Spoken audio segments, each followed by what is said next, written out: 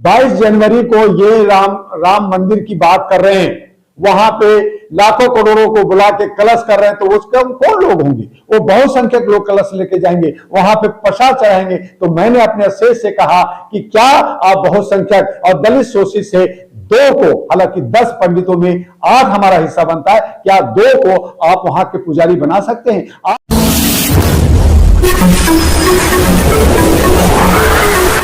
Journalist महोदय, आज संविधान दिवस है। संविधान बचाने और देश बचाने की आवाज कमोबेश भारत के तमाम हिस्सों में चल रहा है। आज हमारे 6 प्रोग्राम थे, दिल्ली, कानपुर और महाराष्ट्र, गुजरात में, लेकिन मैंने अपने आगरा को चुना क्योंकि ये प्यार की नगरी है। आज नफरत की राजनीति चल रही है और वहां पे बहुसंख्यक अपनी आवाज, अपने संविधान बचाने की बात कर रहे हैं, देश बचाने की बात कर रहे हैं। और यहाँ पे हमारे शिवपाल जी विशेष अतिथि के रूप में पधार चुके हैं। तो इनके बीच में जो बहुत सारे इनके कार्यकर्ता, इनको हमने कहा कि समानता हमारे आर्टिकल 14 से 18 जो समानता का अधिकार है, बोलने का अधिकार है और जीने का जो अधिकार है आर्टिकल 21, इन तमाम चीजों पे संविधान को बचाने की जरूरत है।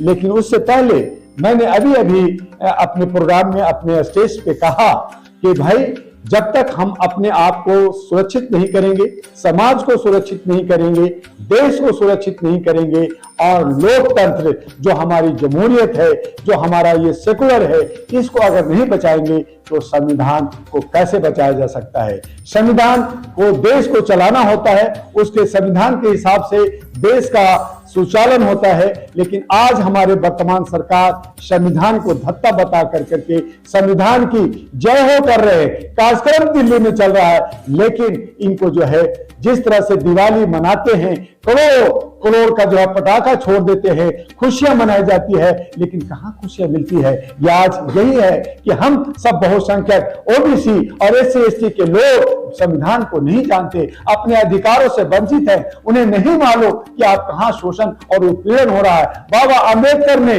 जो संविधान दिया उसे हमें मानना था, उन्हें देखना था, पढ़ना था, समझना था और इसीलिए ये सारी जगह कार्यक्रम हो रहे हैं ताकि लोग अवेयर हों, जागरूक हों, अपने संविधान को जाने और अपने हक अधिकार के लिए आवाज उठाएं। जो मनोवादी लोग हैं, जो हमारे देश के ऊपर सत्ता करना चाह रहे हैं, ये जो लोग हैं जो हिटलरगिरी दिखाना चाहते हैं, हमारे संविधान को छत छत कर करके हमारे जो अधिकार है उनको हटा करके मौलिक अधिकार को छीनना चाहते हैं और अपना अधिकार चलाना चाहते हैं, अपना कानून चलाना चाहते हैं। तो देश के अंदर एक संविधान है, एक कानून है, एक समानता है और तमाम लोगों को यह अधिकार और हक मिलना चाहिए। और इसीलिए मैं इस आगरा की धरती पे, जहां मुगलों ने राज किया, जहां ने झांसी और बड़े बड़े राजाओं ने राज किया, जहां ये अमन और शांति और प्रेम की नगरी है, यहां से हम लोग जो है पूरे भारत को, पूरे विश्व को बताना चाहते हैं कि हम बहुसंख्यक, हम जो है पिछले लोग अब जाग गए हैं, अपने अधिकार लेंगे। यहां जातीय जनगणना की भी बात हो रही है,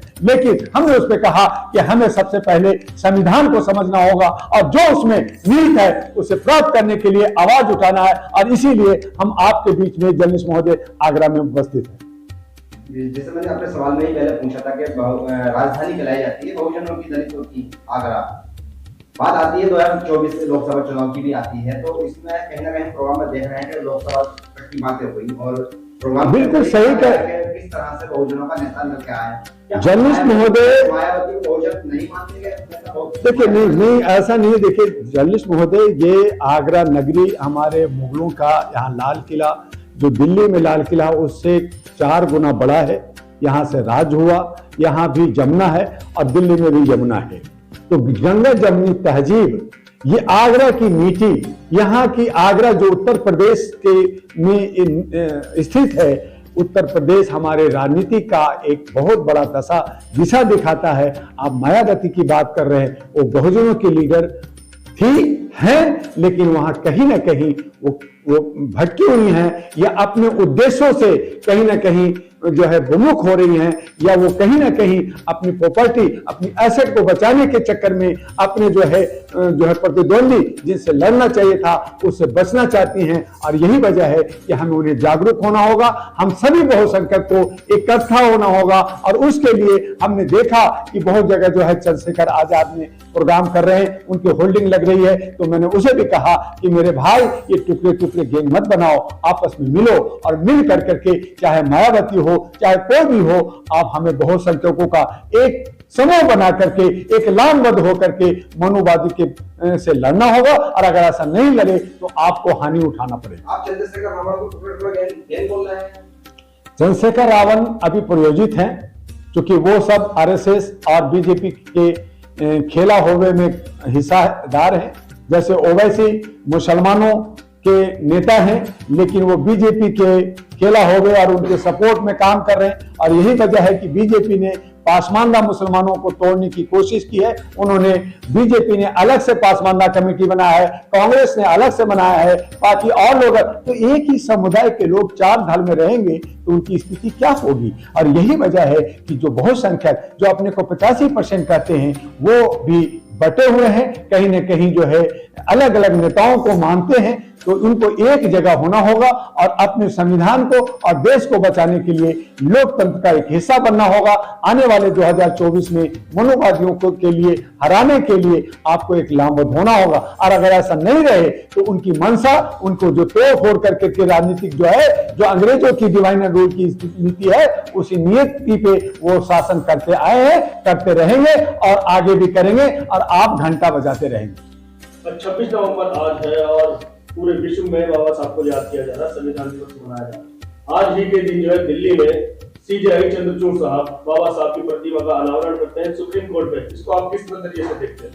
देखिए, बाबा साहब एक आइकॉन थे, उनको वजह से आज समानता का अधिकार मिला, लोगों को, दलित शोषितों को अधिकार मिला, उनको वोट देने का अधिकार है, आरक्षण मिला। तो इसलिए बाबा साहब तो आइकॉन है, उनकी हर कोई सम्मान करता है। जो पक्ष वाले हैं वो भी वोट की राजनीतिक में जो है आपका विज्ञान भवन में, अंबेडकर भवन में कार्यक्रम हुआ, सड़कों पे पैदल चले। तो चंद्रचूड़ साहब ने अगर आवरण किया है तो ये मान और सम्मान उनको मिलना था, मिलना चाहिए भी। उसके हिसाब से जनता भी कर रही है। लेकिन मेरा आपके चैनल से ये कहना है कि ये सम्मान सिर्फ एक दिन का, ये एक जो है दिवसीय मना करके कि आपने जो है बाबा साहब का सम्मान कर दिया, संविधान बचाने की आवाज दे दिया, और फिर आप जो है वही काम कर रहे हैं जो पहले कर रहे थे। आप शराब में, आप 500 में बिक करके, टुकड़े टुकड़े बन करके, अपने अधिकारों से वंचित होकर के आप कहीं ना कहीं भटक रहे हैं। तो फिर ये संविधान का दिवस मनाना एक दिवस रह जाएगा, न कि ये उद्देश्य। इसे उद्देश्य बनाना जरूरी है। एक सवाल यहाँ पर ये भी पैदा होता है कि जब संसद का उद्घाटन होता है तो वहाँ पर राष्ट्रपति साहब को बुलाया नहीं जाता है, सिंबॉलिक साबित किया जाता है जो कि राष्ट्रतंत्र का प्रतीक है। यहाँ देखने को ये मिला कि द्रौपदी मुर्मू जी जो राष्ट्रपति हैं उनको बुलाया, मोदी जी को नहीं बुलाया गया। इसको बिल्कुल सही कहा जर्नलिस्ट महोदय। अभी अभी आपसे बात देने से पहले मैंने स्टेज से कहा कि अगर 22 जनवरी को ये राम मंदिर की बात कर रहे हैं, वहां पे लाखों करोड़ों को बुला के कलश कर रहे हैं, तो उसका कौन लोग होंगे?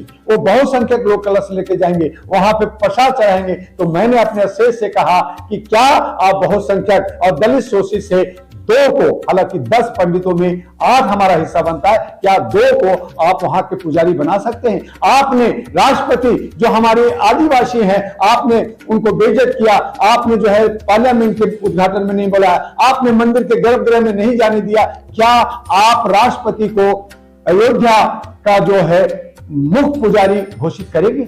आप कर दीजिए। हमने ये मांग रखा, लोगों ने कहा हाँ ठीक कह रहे हैं कि हमारा एक आदिवासी जो राष्ट्रपति है, आप जो है अयोध्या का मुख्य पुजारी घोषित कीजिए, बाकी पुजारी जो है ब्राह्मण होगा। लेकिन आप जो है बहुसंख्यकों का, आप जो है दलित शोषित कर करके, नफरत फैला कर करके आप कहते हैं कि राम मंदिर में नहीं दिया, आप कहते हैं कि मैं हिंदू राज दे रहा हूं। आप राज करना चाहते हैं, आप जो है भोग 56 भोग खाना चाहते हैं और हमें गौमूत्र और जो है गोबर खिलाना चाहते हैं। आपके सवाल आपसे ये है कि आप ओबीसी को बोल रहे हैं कि राम मंदिर का पुजारी बना दिया जाए। इस बात से आपको ऐसा लग रहा है कि जैसे कि आप राम मंदिर के उद्घाटन में SC ST OBC को शामिल होने नहीं देना चाहते हैं? मेरे भाई सभी शामिल वही वो लोग होंगे जो कलश 5 लाख जो कलश लेके दिल्ली से अयोध्या जाएंगे, वो कलश कौन उठाएगा?